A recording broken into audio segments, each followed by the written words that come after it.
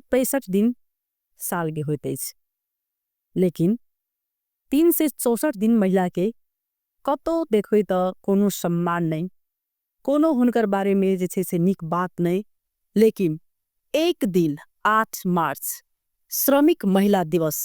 अंतर्राष्ट्रीय रूप में जे छे से मनावल जाइत अछि। वही प्रकार अहाँ के धनसो में विभिन्न कार्यक्रम क जे छे से ई श्रमिक महिला दिवस मनावल जाइत अछि। विभिन्न सर संस्था से मनावैत अछि, विभिन्न ठाम में अहाँ के महिला अधिकार कर्मी सब जे छे से ई कार्यक्रम क मनावैत अछि।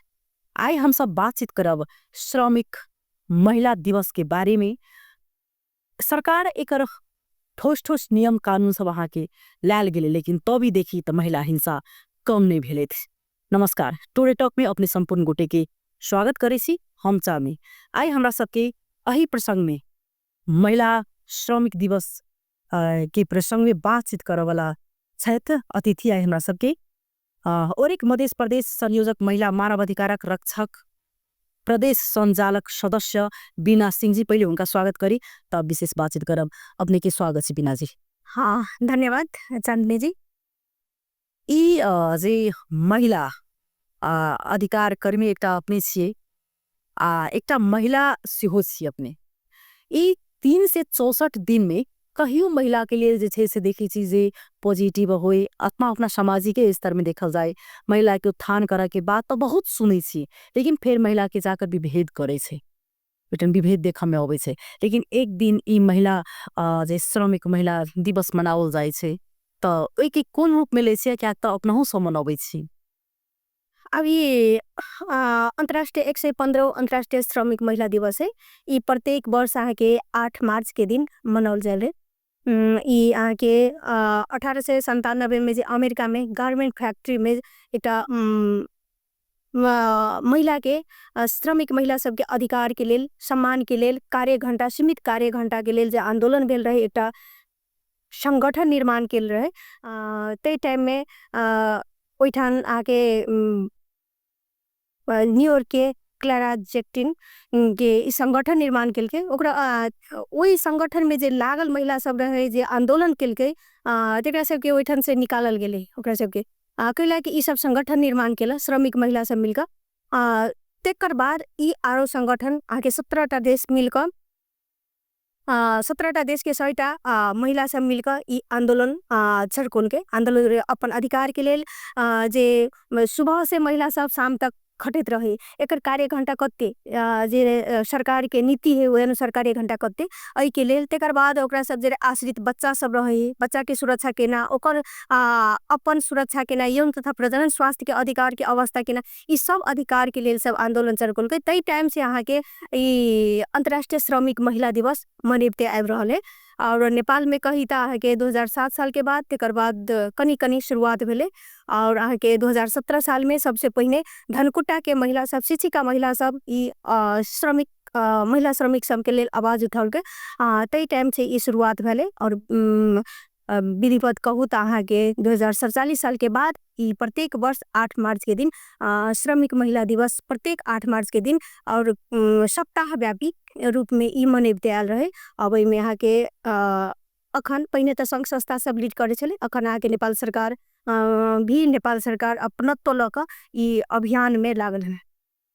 नेपाल सरकार अही किस जना अखन अभियान में अपने कहरे लागल छे। वास्तव में एकटा ठोस निर्णय जे छे से नेपाल सरकार अहाँ के बनेने छे महिला के लक। विभिन्न ठाम में महिला के संजाल जे छे से अधिकार कर्मी सब सेहो अहाँ के बनावल गेल, विभिन्न सर संस्था सब सेहो खुलल गेले। लेकिन तीन प्रकार के देखे छे जे अहाँ के महिला के जई ठाम हिंसा कम होबक साइड देख रहल छे, दिनो दिन बढ़ि रहल छे।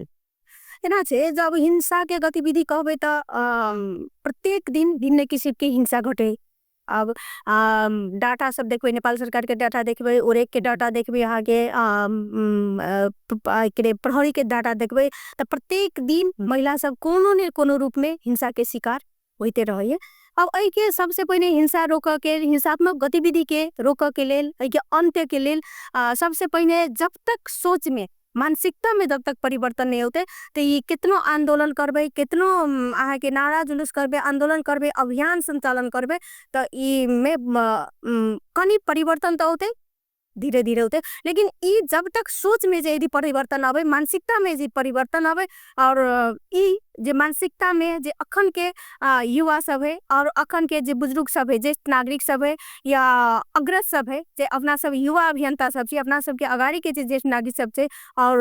उनका सबसे जे बढ़िया बात सीखे आब के युवा सब में जे रूपांतरित नेतृत्व सब जे यदि परिवर्तन एते आ सोच में जे परिवर्तन एते तब हिंसात्मक गतिविधि पक्के ई कम हेते, अंत्य होते। लेकिन सब ना हेते बिना जी किना हेते कम जे ना अखन अहाँके श्रमिक महिला के कारण से जे छै से ई अहाँके अंतर्राष्ट्रीय महिला दिवस मनावल जाइ छै। लेकिन जै ठाम महिला सब आई के डेट में घर से बाहर निकले काम करक लेल जाइ छै, हरेक ठाम में देखबी त अहाँके महिला के बगैर अहाँके जना हरेक अगर मेन डेस्क अगर चाहिए अहाँके जना रिसेप्शन में तो महिला चाहिए, हरेक काम में अहाँके महिला के खोजल जाइ छै। लेकिन महिला के फिर जै ठाम अधिकार अगर बात के अबै छै जैसे तलब के उनकर कम रहे छै, श्रम कोर्सने तरीका से अहाँके उनकर श्रम नहीं अहाँके जे छै से दिल जाइ छै, तब अहाँके नहीं उनका सबके जे छै से कोनो प्रकार के नियुक्ति पेपर दिल जाइ छै, कारण उनका संगे एहन हानि नुकसानी भेले ओकर जिम्मेवारी के लेते। बहुत एहन समस्या छै जे अखनो अहाँके मतलब उ कायमे छै। अकै के लेल हम सब जी आगे अवधारणा पत्र तैयार केने छी, कार्यपत्र है के 8 मार्च के लक प्रत्येक वर्ष तैयार करे छी और भिन्न कार्य के अभियान में तैयार करे छी, तेहने 8 मार्च में तैयार केने छी। अवधारणा पत्र में हम सब यो मांग केने छी कि प्रत्येक नगर पालिका गाँव पालिका सब जे ओइठन श्रमिक महिला सब के लेल श्रम डेस्क होबे के चाहिए। जब तक श्रम डेस्क नहीं रहते त अहाँके महिला सब अपन पीड़ा जाकर कत शुरू होते, सूचीकरण केना होते जे अहाँके भिन्न क्षेत्र में महिला सब है। हम एकटा बढ़िया संस्था में छी या अहाँ बढ़िया संस्था में छी त अहाँके नियुक्ति पत्र हेते, अहाँके कार्य अवधि सीमित हेते, नियुक्ति पत्र में सब चीज खुलल हेते, अहाँके पारिश्रमिक बढ़िया होते। लेकिन आम देखो हमारे समुदाय के महिला सब देखो त अहाँके जे कपड़ा पसल में काम करे है, आके सुबह 7-8 बजे से लेकर रात के 9 बजे तक आके डिपार्टमेंटल स्टोर सब में देखो चना चटपटे बेचे से महिला सब देखो, आगे भिन्न किराना पसल में, तेकर बाद फैक्ट्री में, ईटा भट्ठा में, में महिला सब हमारे काम करे। लेकिन ओई महिला सब के ने नियुक्ति पत्र रहे, ने कुल संस्था या कुल रोजगारदाता ओकरा रोजगारी देने ओकरा लग कोनो किस्म के एग्रीमेंट पेपर सब नहीं है, नियुक्ति पत्र नहीं है, ऊपर सैलरी नहीं तो कले, कार्य घंटा सीमित नहीं है। और ओ में भी बच्चा जे बच्चा आश्रित बच्चा सब का सरी 1 वर्ष 1.5 वर्ष 6 महीना के लिए बच्चा के लग बच्चा के खेले वाला ठाव नहीं है ने, ई सब के लेल ई श्रम डेस्क नगर पालिका सब गाँव पालिका सब के इतनी आवश्यक है। और यो मांग करे छी कि प्रत्येक गाँव पालिका नगर पालिका में श्रम डेस्क जते जल्दी होते स्थापना करें। और ई जे महिला सब जे भिन्न क्षेत्र में है और घरेलू श्रमिक महिला सब से हो है, इस सब के केना सूचीकरण करते, जबे तक सूचीकरण नहीं हेते तो वही महिला ऊपर होते हिंसा, काल बने हिंसा होते, हत्या होते, बलात्कार होते, भिन्न किस्म के अभद्र व्यवहार सब में पड़ते, भिन्न किस्म के हिंसा के शिकार होते, तो ओकर जवाबदेही के लेते। एहि के लेल स्थानीय सरकार आके श्रम डेस्क के स्थापना कर पड़ते और सब जुन महिला सब या जुन श्रमिक सब जै क्षेत्र में सब श्रमिक सब के एकीकृत क सूचीकरण करना जरूरी है। सूचीकरण क तेकर बाद संगठन निर्माण के भी जरूरी है। जेना कि महिला सबके ऐतिक बात सब उठित रहे छै, जखन अहाँ सब एकटा अधिकार कर्मी भक जाइ छी जे ठाम समन्वय कराबक लेल अथवा विभिन्न अहाँके महिला सेल सब छै विभिन्न ठान में जाइ छी, तो ओइ ठाम केहन जे छै से अहाँ सबके प्रति के देख के नजरिया अथवा केहन ओइ ठाम अहाँ सबके संगे व्यवहार होइ छै। एना है, अब महिला सेल के बात के लिए नहीं, और हम लगभग 8 जिला में बहुते पालिका सब में गे चुकल छी और जिला प्रहरी सब में देखो तो महिला प्रहरी और महिला सेल में महिला प्रहरी के कमी है। महिला सेल एक तो महिला सेल इंचार्ज अपना धनुषा में तो है, महिला सेल इंचार्ज देना रोथड़ा में महिला सेल इंचार्ज बेटली महिला। लेकिन 8 हम के बात कहूँ तो महिला सेल इंचार्ज सभ्य जिला प्रहरी कार्यालय में महिला सेल इंचार्ज ने, और इलाका सब में कहूँ इलाका प्रहरी कार्यालय से में महिला कर्मचारी सब प्रहरी सब नहीं है। अब एहि में एक तो महिला कर्मचारी के कमी, दोसर में अहाँ के कहूँ तो भाषा नहीं बुझे वाला, बेसी से बेसी मधेश के आके जे हाईवे है वही के छेव छाव के नजीक दूरी के आदमी सब ता के नेपाली बुझे, मिक्स मार्क्स का नेपाली बुझे, लेकिन जे दक्षिणी बेल्ट है नेपाली के एकदम समस्या है। नहीं बुझे और उ एकटा पीड़ा लक जाए एकटा समस्या लक महिला सेल में अहाँ के मुद्दा दर्ता भ जाए एकटा किसिम के केले त भाषा के ओइठन कमी है और ओकरा वास्तविक कहू त ओइठन काउंसलिंग नहीं होबो पा रहले जेना हमरा सब ल और एक संस्था में हमरा सब ल या महिला मानव अधिकार रक्षक ले कुनो केस ले त हम सब 3 दिन 4 दिन 5 दिन वो आवश्यकता के अनुसार में काउंसलिंग सेवा प्रवाह क ओकर जम्मे वास्तविकता पहिने बुझे छी वास्तविकता बुझावला के बाद में उ पीड़ित की चाहे की न्याय हमरा चाहिए और की न्याय के पेबे तो हम अपन जीवन में संतुष्टि प्राप्त करबे के से वास्तव में हम न्याय प्राप्त के लिए एक महिला सेल में उ वातावरण नहीं है पहिने से की सहज है लेकिन उ वातावरण नहीं है गेल या कि त लोग जे गांव के महिला सब है जे समुदाय के महिला सब एक तो ओकरा सब के पहुंच नहीं है यदि उ सब गेले तो ओकरा सब झपाड़ के पठा गेल रहे तेकर बाद हमरा सब लबी उ सब हम सब संग संगे जाओ तो पहिने ओइठन की रहे कि मुद्दा सब राजनीतिकरण हो जाए आगे पार्टीगत एकटा पक्ष के एकटा पक्ष के एकटा और जिला प्रहरी में जाओ तो जिला प्रहरी के आके इलाका के बात करू इलाका सब में केस गेल रहल जिला में आल रहल तो ओइठन से की बात अब है कि है ना यो राजनीतिकरण हो एउटाले चाहिँ अब ममाथि चाहिँ एउटाले उ भयो के रे जबरजस्ती करनी उद्योग को मुद्दा लाई अर्कोले कुटपुट ल्याइदियो म कुन मुद्दा दर्ता गरौँ एहन अवस्था में उ क्वेश्चन के नाइ उ आंसर देनाइ ओकर पोजीशन के सुटेबल नहीं है उ यदि हम हिंसा प्रभावित थी तो अध्ययन हुआ पड़ली ने घटना के अनुसंधान हुआ पड़ली वास्तविक हम पीड़ित थी तो हमरा न्याय चाहिए ने लेकिन जिला प्रहरी में जाओ इलाका प्रहरी में जाओ तो अहाँ के की होय मुद्दा राजनीतिकरण सबसे बेसी मुद्दा राजनीतिकरण होय और हमरा सब ओइ संग संगे यदि हम सब दबाव देले जबे तो हमहु सब दुर्व्यवहार में पड़ी छी कि संघ संस्था आएर महिलाले बिगार्न खोजेको संघ संस्था आएर चाहिँ हामीलाई जबरजस्ती मुद्दा दर्ता गर्नलाई दबाव दिन्छ या कि के भर्खरै दुटा तीनटा घटना हम सब हमरा सबसे अपने सब जरे भेल कि एकटा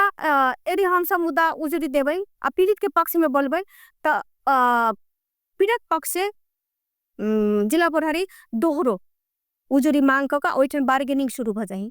सबैको मुद्दा यदि दर्ता भयो उसको पनि मुद्दा दर्ता गर्छु त कारण के म कुन कारणले कसुरमा मलाई के कारणमा चाहिँ म मेरो गल्ती कहाँ छ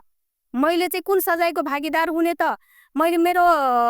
के कारणले चाहिँ ममाथि तपाईले मुद्दा चलाउनुहुन्छ या के कारण चाहिँ पीड़ित पक्षले ममाथि मुद्दा चलाउ त्यो बुझ्ने अधिकार त छ नि लेकिन यी चीज जिल्ला प्रहरी में बार्गेनिङ के काम सब बेसी भरले भर्खरै आके एकटा हम परसों मात्रै आके सिराहा से पुगली सिराहा के आगे पुष 12 गते जबरदस्ती करनी उद्योग में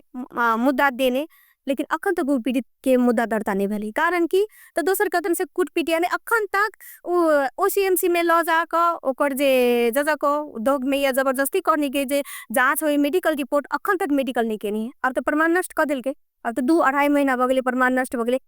तेकर बाद बातचीत के लिए इलाका प्रहरी से इलाका प्रहरी कहे एसपी लाई भन्नुस् एसपी ले आदेश दियो भने म मुद्दा दर्ता गर्न तयार छु लेकिन अनुसंधान कत्ता त वास्तव में हम पीड़ित छी ओने कता आके रिंकू सदा ये आगे बलात्कार भेला के बाद में ओकरा 1,40,000 मिला पत्र करे खान में तेकर बाद उ शिकार ने भेले आत्महत्या कर दिल के ई त बाहर आयल के से एहन त बहुत के से जी अपने आप के आत्महत्या क और आत्महत्या अपने आप से आत्महत्या कल के सुसाइड कल के से रिपोर्ट सब आए लेकिन एहन किसिम के गतिविधि सब बहुत पालिका में बहुत भीतर रुकल है वो बाहर नहीं आए रही और बाहर अब है तो हमरा सबके कारण से जो महिला मानव अधिकार कर्मी सब है जो संघ संस्था सब है ई जाकर जनचेतना फैलाने है ऐ के कारण से किच के सब अब बाहर आवे पीड़ा जी जना कि सरकार जे कानून बनने जो प्रभावकारी नहीं देखा में रहने कानून बड़ निक है कानून बढ़िया है लेकिन प्रभावकारी कानून नहीं है कैला त अखनो भी पितृ सत्ता के जड़ है से भटकावा नहीं सकल छे अपना सब आगे पालिका में देखो जाई छी लगभग 136 पालिका में हम सामान्य सहकार्य नजिक से करे के अवसर पौने छी र सामान्य सहकार्य के क्रम में प्राय फोन करूं तो सबके श्रीमान या बेटा फोन उठबे उप प्रमुख जीव सबके सबके यदि चुनावी में राजनीति में नहीं तो खुला रूप से छोड़ दिया पड़ले ने देकर बाद आके खुला रूप से जब तक ओकरा खुला रूप से नहीं छोड़ल के तो अपन नेतृत्व केना करते और जे महिला जे उप प्रमुख सब अपने स्वयं से नेतृत्व ल रहले ओकर नेतृत्व स्वीकार नहीं कर रहले एहन अवस्था है पालिका सब में। और ई अवस्था जब तक रहते, पितृ सत्ता के जड़ तब तक रहते, तब तक ई हत्या, हिंसा, बलात्कार और महिला दुर्व्यवहार में पड़ते रहते। सबसे पहले पितृ संरचनात्मक विभेद सब है, पितृ सत्ता के जड़ है, एकरा भटको नहीं जरूर। बिना जी जना कि 8 मार्च को जे भी विभिन्न ठाम में यहाँ के कार्यक्रम सब आदमी करे से जे महिला के कहियो सम्मान नहीं केने रहे, लेकिन ओई दिन में जाकर महिला के यहाँ के बजा कर सम्मान करे से, महिला के बारे में पैक पैक बात सब होइत रहे छे। तब उस उ केहन लगित रहे छे जखन कि वही आदमी के संगे एक दिन महिला के जे छे से विभेद केने रहे छे, महिला के गायर पड़ने रहे छे, एक तकर बाद ओई दिन में अहाँ के जे सम्मान कैल जाय छे, त ई चीज के कोन रूप में ले छी? सम्मान के नहीं तो बढ़िया बात है कि जना अखनो आके बिहान खेलकूद तथा समाज कल्याण मंत्रालय से और सब संघ संस्था के एक बलता है जे ऑटो चालक श्रमिक महिला सब है, वो महिला सब जरा लाइसेंस है, वो महिला सब के सम्मान करते 8 जिला से सहभागी छनौट कर महिला सब के सम्मान करते। ई सम्मान के नहीं बढ़िया बात है, लेकिन ई सम्मान एक दिन केला से नहीं होती। ई सम्मान हमरा सब दिन चाहिए, हमरा महिला के सब दिन चाहिए। और ई सम्मान एक दिन 8 मार्च के दिन उत्सव के रूप में, पर्व के रूप में, अंतर्राष्ट्रीय रूप में और अपना समुदाय तौर से लेकर अंतर्राष्ट्रीय रूप में ई दिवस मनबे। तो एक दिन जानकारी के लिए ई ठीक है, एक उदाहरणीय काम के लिए बढ़िया है, लेकिन ई सम्मान, ई अभियान 365 दिन चलबाक चाहिए। और में अर्थपूर्ण सहभागिता हमरा महिला के और श्रमिक महिला सबके लक्षित क और आम महिला जे समुदाय तो से जे गरीब दलित समुदाय सब है, सीमांकित समुदाय सब है, वही ठन से लक आके अंतर्राष्ट्रीय रूप में ये अभियान सब 365 दिन चलबाक चाहिए। तेकर बाद परिवर्तन है। बुझा रहे एते दिन से अहाँ सब मना रहल छी, ते बुझाए जे ई प्रभावकारी भ रहल छै। लेकिन जे तरीका से देख में जना लाग रहल छै, दिनों दिन महिला के प्रति देखबाक नजरिया आप शिक्षित आदमी सब हो चुकल छै, लेकिन तत्पश्चात देखे छै कि आप राजनीतिक में अहाँ के खुल क नया नया आप अबै छै, तो उनका विभिन्न प्रकार के जे छै यातना सह पड़े छै, तेन तेन बात सब अबै छै, बहुत चीज के अहाँ लग में अपने आ लेते। तो केना बुझाइए जे ई अहाँ के अंत हेते कि बढ़ित चल जेते? ई बढ़ेला तो कथी कहबे, बहुते छले ई बाहर अबे ते द्वारे बुझाई बेसी घटना अबे, लेकिन पहिनाहु छले घटना जे टाइम में छोट छली हम बच्चा अवस्था से देखे डाली घटना समुदाय तो हमें सब दिन होने है, लेकिन ई घटना सब आप जनचेतना के कारण बाहर आब रही है। जय महिला अधिकार कर्मी सब है, जय महिला के आशा संजाल सब है, समूह संगठन सब है, ओइठन ओइ मार्फत के सब बाहर आब रहे और परिवर्तन हेतै। परिवर्तन के लिए आंदोलन शुरुआत है, लेकिन ऐ के लिए और बहुत संघर्ष के नहीं जरूरी है। कि जे अखन 8 मार्च आके के मन बदले शुरू कल गई या 16 दिन अभियान सब जे अखन आके स्थानीय सरकार, प्रदेश सरकार, संघीय सरकार जे अपनत्व लड़ रहे कतौ न कतौ ई संघ संस्था के देनी है। ई संघ संस्था आवाज उठाने के बाद ई संघ संस्था ई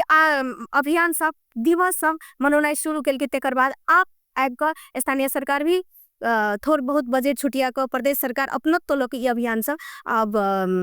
संचालन कर रहे। ई श्रमिक महिला के बहुत कतिक बड़का इटा कष्ट मतलब होइ छै, जना कि मानु 1 मिनट ला हमहु इटा श्रमिक महिला से अपनाउ छी, कतौ नि कतौ छी अब त श्रमिक रहल छी।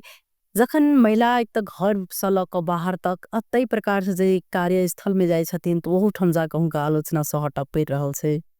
तो ओइ श्रमिक महिला जे श्रम करे छथिन, ओना जे आदमी श्रम कतो कार्य में नहीं छथिन आगे लागल, लेकिन अपना घरों में उ 365 दिन कतो तबियतो खराब रहे से लागत पड़े छै। लेकिन जखन केहन मन खिन होइ छै, जखन जे ओहन उनका किछ 5 मिनट अगर लेट भ जाए, आपा एक दिन नहीं जा सकै छथिन, विभिन्न प्रकार के समस्या अबै छै, महिला के एक दिन अबै छै पीरियड के समस्या अबै छै, लेकिन तत्पश्चात भी नहीं बीज दै छै। तखन एहन एहन बात सब उठे छै, तो ओइ सब के लेल अहाँ सब किस मांग करी छी कि नहीं केने छी? अहाँ सब इटा महिला अधिकार कर्मी छी, अहाँ सब ई सब जे पेश करबे तो उ चीज कहे छै टेबल टॉक अगर करबे सरकार लगबे तो उ चीज अहाँ के कार्यान्वयन हेबेटा करते, तो पहल करी छी कि नहीं? ऐसे के लिए हम सब दिन पहल कर रहे छी। हर एक कार्यक्रम में, हर एक मीटिंग में, जे पालिका स्तर में हम सब कार्यक्रम करे छी या जिला में या प्रदेश में, हर एक कार्यक्रम में आके ई सवाल सब उठबे छै, जेना आहा के लैंगिक समानता तथा सामाजिक समावेशीकरण नीति नहीं बनले, पालिका सब के बहुते नीति नहीं बनले, आहा के लैंगिक हिंसा निवारण कोष परिचालन नहीं भरले, मध्य प्रदेश में हेरू तो बहुते पालिका में ई काम सब नहीं भेले। यदि ई नीति बनते लैंगिक समानता तथा सामाजिक समावेशीकरण नीति यदि बनते ऐ नीति के टेक क से आरो महिला के जे कार्यक्रम सब है ई सब छुटियल जेते एना है। अब ई जे कहली पितृ सप्ताह एकटा जड़ गाने है और श्रमिक महिला सब के अवस्था देखू या हमरे देखू आहा के देखू और दोसर के आम महिला के देखू। श्रमिक महिला सब के या श्रम क्षेत्र में अब कोई जागीर पेशा में होते कोई बढ़िया श्रम में होते तो कोई आहा के घरेलू श्रमिक में होते या कोई उद्योग में होते कोई हरेक क्षेत्र में होते। लेकिन श्रमिक महिला सब के देखो तो अवस्था आहा के बहुत डबल रोल है एकदम। जे काम में निकलल महिला सब है श्रम का रोजगारी का खाए वही महिला सब के दोहरो रोल ही घर के आहा के जे के श्रम कोनो नहीं तो कल यदि हम घर में भिनसर से लेकर रात तक काम करबे तो हमर श्रम के मूल्यांकन कत है हमर पारिश्रमिक कते होबे के चाहिए ई चीज के लिए तो हम सब बाजित होई छी कि श्रम क्षेत्र में लागल महिला सब के जे घरेलू श्रमिक महिला सब है ओकरो आप मूल्यांकन क आहा के श्रम तो क पड़ते जना आगे जे महिला घर में चाय बनल के ओकरा श्रम नहीं वही महिला यदि ये वही पुरुष आब का होटल में या ऑफिस में चाय बना के दिल के तो ओकर पारिश्रमिक तो कले तो ई तो घरों में होबे के चाहिए ना ओकर काम के मूल्यांकन होबे के चाहिए। लेकिन घरेलू श्रमिक महिला सब के की है कि घर में महिला ले के काम करछ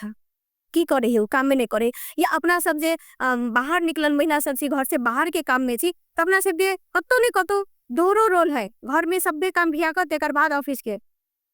भी काम के बोझ बेसी है। यदि ऐ चीज में बराबर हम लिखतो रहे छी कि यदि भान्सा कोठा से जे यदि लैंगिक समानता कायम होए आ काम में जे साझेदारी होए तो इस सब चीज में ई हिंसा के गतिविधि है और महिला सब के जे काम के ओवरलोड है लोड बेसी है ई चीज कम होते जेती। जेना कि अपने सब ई कार्यक्रम करे छे तइमे केना कार्यक्रम के सक्सेस करे छे इमे केना महिला श्रमिक महिला सबके बजल जाय छे की करे छी मी एना इस समय हम सब आम संघ संस्था के सहभागिता अखन आहा के प्रदेश में देखू तो अखन खेलकूद तथा समाज कल्याण मंत्रालय प्राय दिवस सब के अपनत्व लक आयोजना करे छथिन संघ संस्था सब रहे सामान्य में। लेकिन हम सब के कहली कि आप जे श्रम हमरा सब के जेना समूह संजाल से जुड़ल महिला सब है जे महिला काल के दिन में पीड़ित रहे उ आय के महिला में परिवर्तन के संवाहक भ गए उ समाज परिवर्तन के लिए उ आप खूब परिवर्तनकारी के रूप में समाज में खुल के आबि गए ओहन महिला सबके सहभागिता करबे छी और आम जे ऐसा समूह संजाल में लागल महिला सबके आगे में अथी क समुदाय स्तर से प्रत्येक गांव में हमरा सबके जे कार्य क्षेत्र है प्रत्येक गांव में जिला में ये अभियान सब शुरुआत करी छी। ये अभियान के अभियान में काज करे छी और अभियान से आल गतिविधि सब जे कार्यक्रम सब है जे आगे सरकार में रहल व्यक्ति सब वो सब जे अपना भाषण में करे छी काल भने हम सब वो खोजे छी कि अपने ते ई कहने रहिए करबे ए के लेल बजट छुटियली लेकिन छुटियली अखन देखो त की है कि महिला के लिए साफे बजट नहीं छुटियौनी कहीं का नहीं बजट छुटियौनी लेकिन देखू ता आगे अर्थपूर्ण सहभागिता नहीं है। जे हम मेयर के व्यक्ति हम उप प्रमुख के व्यक्ति या हम वार्ड अध्यक्ष के व्यक्ति या मंत्री के व्यक्ति तो हमार कोनो भी आगे सिप मूलक ट्रेनिंग होते या कोनो आगे अनुदान सब होते तो वही में उनकर पहुंच रहती। लेकिन हम केकरो व्यक्ति नहीं आम एक मुसर समुदाय के महिला के देखो तो ओकर अवस्था कत है ओकरा समावेश के करोते उन महिला सबके जे आयब का कार्यक्रम में सहभागिता करब लगते अर्थपूर्ण सहभागिता तेकर बाद परिवर्तन सब जरूर रहती। लेकिन ई चीज नहीं भरल हम सब आवाज उठबै छी तब पर भी कनी शुरुआत भेले लेकिन अर्थपूर्ण सहभागिता सब कार्यक्रम करे छिए ई कार्यक्रम सब अहू सब की इच्छा होइत नहीं कि हमरा सबके क्यों कार्यक्रम एहन करे हमरा सबके सम्मान ओई दिन में जे नारी के दिवस छै ओई उत्साह से जैसे हमरा सबके जे बजाबे एहन एकटा हो छै। लेकिन उ कार्यक्रम अहाँ सबके देखि छै जी जनचेत लागी करबाक चाही क्या तो उ अगर नहीं हो तो महिला एक दिन दिवस पछि सेहो बिसर जेते किला अखन एते हम सब आगे 15 दिन से लगभग हम सब पालिका समय कर्मचारी सब जाए है महिला मानव अधिकार रक्षक सब जाए तब पर भी जैठन के उप प्रमुख सब एक्टिव है महिला उप प्रमुख सब एक्टिव है ओइठन ए ल अभियान गर्नु पर्छ आउनुस अधिक जैठन जे पूरा पितृ सत्ता से जड़कल है ओइठन महिला दिवस कथी है अखनो मतलब नहीं। आगे जनकपुर धाम के बात करूँ तो जनकपुर धाम एते अभियान सब संचालन है जैठन अहाँ के उप प्रमुख महिला रहे ओहि टाइम में तो अभियान सब किसी न किसी हम सब समन्वय करे तो तैयार हुई अभियान उनका अगुवाई में हुई। लेकिन अखन तो जनकपुर धाम के अवस्था देखू, जनकपुरे के बात हम खुल के कहै छी, जनकपुर धाम के बात देखू तो अहाँ के ऐठन कोनो अभियान नहीं भरल है। आगे 16 दिवस में नहीं कोनो मतलब, आगे 8 मार्च में नहीं कोनो मतलब, जबकि जनकपुर धाम उप महानगर पालिका के समन्वय करवाक चाहिए। लेकिन ई का है त विभेद केना लैंगिक विविधता विभेद या महिला ओठन कि महिला के ओठन पहुँचने आगे सामाजिक विकास शाखा में महिला नहीं, महिला बाल बालिका शाखा में आगे महिला के ओठन महिला हवाल से उपस्थिति नहीं है तो ओकर समन्वय के कहते हैं ने ई महिला के मुद्दा है, महिला मात्र देखते से बुझाई कंसेप्ट। लेकिन जब तक भी साझेदारी सब चीज में नहीं करबी तो परिवर्तन केना होते। महिला के आगाड़ी बढ़वाक लेल कि हमरा महिला सब के मात्र ठेका है मेरा आई के महिला मतलब पुरुष तो हिंसा करबे करे छै, लेकिन महिलों में महिला के गिचा तानी भ रहल छी केना से ई चीज केना बुझा रहले अपने महिला बीच। हाँ है महिला में भी पितृ सत्ता आहा के पुरुष में मात्र नहीं हुई और सब पुरुष पितृ सत्ता से भरल इसी होने कभी बहुत एहन पुरुष सबसे से हम महिलावादी के रूप में हमरा सबके सहयोग कर रहे, सहयोग संग संगे अभियान में रही थी। हमरा सबके हाथ में हाथ समा का अगाड़ी संग संगे अभियान सब में चली थी। लेकिन महिला सब में कि पितृ सत्ता से ग्रस्त है वो महिला सबके स्कूलिंग आके छोट से वह वातावरण में हुर करी कि महिला के कंट्रोल आके ना करबी जना आके आपके अवस्था में तो परिवर्तन भेले कनी। लेकिन पहले देखो तो सासू के ना बुहारी के कंट्रोल करनी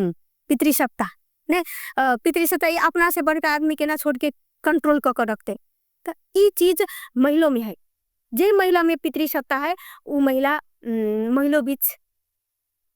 जे आगे विभेद और द्वंद्व उत्पादन जना श्रमिक महिला के लिए की कदे मतलब जना कि इमर सरकार के ध्यान दे वाला चीज सब की भ सकैत अछि घर परिवार में हुनका लेल की कदेवा स और निक भ सकैत अछि। आज श्रमिक महिला सब के लिए एक तो सबसे पहले स्थानीय सरकार श्रम डेस्क रखे पड़ते, एक सबके अब यूनियन खड़ा कर पड़ते।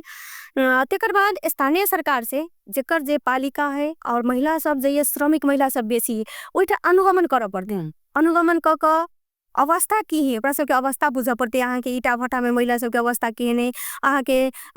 डिपार्टमेंटल स्टोर सब में काम करे वाला महिला सबके अवस्था के ना है, अहाँ के कपड़ा पसल सब में काम करे वाला महिला के अवस्था के नहीं, जे चिया चटपटे बेचे है वही महिला के अवस्था के ना है। मतलब ई चीज के अनुगमन के करते स्थानीय सरकार की जिम्मेवारी है। लेकिन स्थानीय सरकार मौन रहे एकरा अब अहाँ के जे विदेश जाए वाला महिला सब है ओकरा मेरो गतिशीलता मेरो अधिकार हमसे पहुँचे ओकरा आके ओकर मांग अनुसार जाय पव पड़ले ने ता और इनजी विदा तक नहीं देल जाय जे संस्था में अगर अहाँ की जे शनि दिन पड़ गेल तो शनि से मात्र छुट्टी होइ छै और दिन अगर पड़े छै आगे तो महिला दिवस कहल जाय छै, महिला कोई दिन में श्रम से विदा लेबाक चाहिए। लेकिन तत्पश्चात अगर वो स्कूल हो तो बैंक हो तो हरेक ठाम में आगे महिला की ड्यूटी खटीटा पड़े छै। तो एना है अब के लेल तई द्वारा के लेल श्रम सूचीकरण चाहिए। जब तक यूनियन नहीं खड़ा है तब तो ओकर आवाज कोई नहीं सुनते। घर परिवार में केन उनका सभी सहजता बना देबक चाहिए। घर परिवार में अहाँ के जनचेतनामूलक कार्यक्रम जे नगर पालिका गाँव पालिका सब या संघ संस्था सब जब सब कार्यक्रम करे छे में अहाँ के घर परिवार समावेश क जे बाहर निकल के काम करे वाला महिला ओकरा सबके घरों परिवार के लक्षित क ज्वाइंट कार्यक्रम सब कर पड़ी। जनचेतनामूलक कार्यक्रम सबकी घर परिवार की उनका ओकरा आप जे बाहर गए ओ महिला सबके सहयोग केना हेते, पारिवारिक सहयोग जब तक नहीं हेते तब तक वो महिला सब अगाड़ी जाकर काम करे दिक्कत है। जना अही के हमरा और दूसरा महिला सब के पारिवारिक किसी न किसी पारिवारिक सहयोग करी बेसी हेते। तेकर बाद खुल का समाज रूपांतरण के लिए खुल का अभियान सब में लागल छी आ काज करी छी। तो देने आम महिला सब के लेल ई वातावरण परिवार में आके जाए पड़ले। जना स्थानीय सरकार वोट मांगे जाए छथिन चुनाव के समय में चहल पहल रहे ओने जे पटक पटक जाकर समय समय में जाकर ओकरा सबके घर दैलो कार्यक्रम भी सब करना जरूरी है। ओकरा सबके गुनासो पखवा के लिए एक डेस्क रहते तो में मंथली मीटिंग होते व क्वार्टरली मीटिंग होते तो ये योजना सब बनते रणनीतिक योजना सब बनते। तेकर बाद भेल समस्या सबके समाधान के बाटो सब खोजल देते। तो के लिए सबसे पहले सूचीकरण होना जरूरी। की कह चाहबेन अपने जे ई महिला दिवस के अवसर में जे काल्हि हो रहल छै 8 मार्च के प्रत्येक वर्ष होइत अछि त श्रमिक महिला सबके लेल एकटा अधिकार करे के हिसाब से अपने की कह चाहबेन? हम ये कहबै सब महिला के छी जे जत छी अपना अधिकार के लेल बजाय बाजीटा पड़ते अपन आवाज जब तक नहीं रखबे खुल कर तब तक ई आवाज के अहाँ के बुलंद पारे वाला कोई नहीं। अपन आवाज के बुलंद पारे के लेल और अपना अगाड़ी बढ़े के लेल किछ परिवार के सहयोग चाहिए, किछ समाज के चाहिए, लेकिन तब पर भी अपना संघर्ष के नहीं छोड़ पड़ते। यदि समाज रूपांतरण के लेल अगाड़ी बढ़बे तो किस तक की समस्या होते बाटो में अवरोध सब खड़ा हेते, लेकिन ओकरा अपन छेप दे अपना सब के ना अगाड़ी बढ़बे, एकजुट भक अगाड़ी बढ़बे और एकजुट भक अपना सब के मांग जे रहते एक रूपता रहते तो अवश्य ये अभियान सब सफल हेते और अपना सब के जे मांग है ओइ पर कानूनो निर्माण हेते और तेकर बाद ई कार्यान्वयन के पार्टो में भी जेते। लेकिन आई के लेल एकता भक अपना सब के एकीकृत भक लगना जरूरी है और लगे के लेल अभियान सेहो करे छी कि सब महिला दीदी बहिनी और सब दीदी बहिनी मात्र नहीं जे सब आम जनता के आम जे व्यक्ति सब है सबके ई समाज रूपांतरण के लेल और श्रमिक महिला सब के लेल अगाड़ी बढ़वा के लेल उनका साथ सहयोग के लेल यदि सब आदमी के साथ सहयोग रहते तब पक्के महिला पुरुष से कहियो भी कम नहीं है। यदि समान अवसर देबे अहाँ और समान रूप से जे पारिवारिक वातावरण होई अहाँ के ओही ठन से जे समान जे वातावरण जे भेटते और मानसिक रूप से बेटी के सबसे पहले बलियो बनेबे तो उ बेटी कतो भी जाकर अहाँ के रोजगार क व्यापार व्यवसाय क और अपन पहचान बना कर काम करते और अपन पहचान के लेल अपन शरीर के लेल अधिकार के लेल लड़ना जरूरी है। और ये कहे छी जब तक अपना शरीर के अधिकार अपना ला नहीं हेते तब तक अपना सब के अधिकार खुल कर नहीं भेटते। तो आई के लेल अपना सब अगाड़ी बढ़ा पड़ते और ये अभियान में आवा पड़ते, ये हम अनुरोध करें। बहुत बहुत धन्यवाद देवत बीना जी। क्या तो हम सब विशेष बातचीत करते लेकिन आज हम सब सिर्फ महिला श्रमिक महिला के बारे में बातचीत किनु है। वास्तव में एकटा अपन अधिकार के लिए अपना आगा आब क अपन आवाज के बुलंद कर पड़े छे। आवाज से दूसर आवाज उठे छे ताई दुआरे जे अपना पर है हिंसा ओई की कदापि बर्दाश्त नहीं करबाक छे, ओई के डेट के जे सामना करबाक जरूरी छे कि आज तो हम महिला छी तो हम सब पाछा नहीं छी। तै दुआरे सब गोटा जे छे से अपन संगी श्रम शोषण होय और अन्यथा हिंसा होय ओई पर ध्यान दी जे हमरा से की भ रहल अछि ओई पर आवाज अपन बुलंद करी आगा आबी। अखन हम सब जे बीना जी के धन्यवाद देबे चाहबन से कार्यक्रम के अखन इनका सब के शेड्यूल बहुत ज्यादा टाइट छलन है। अखन ई सब कार्यक्रम के तैयारी कर रहल छथिन। मानव जे अधिकार कर्मी सब विभिन्न कार्यक्रम होइत अछि जे महिला श्रमिक महिला दिवस के अवसर में तेंगा सब काल्हि ई कार्यक्रम आयोजना हो जा रहल अछि। तो हम इनका सब बातचीत केनो धन्यवाद देवा चाहबन। फिर हम सब जे महिला हिंसा के बारे में दूसर दिन उपस्थित हेबेटा करब। अखन के लिए कार्यक्रम से विदा लेब। नमस्कार।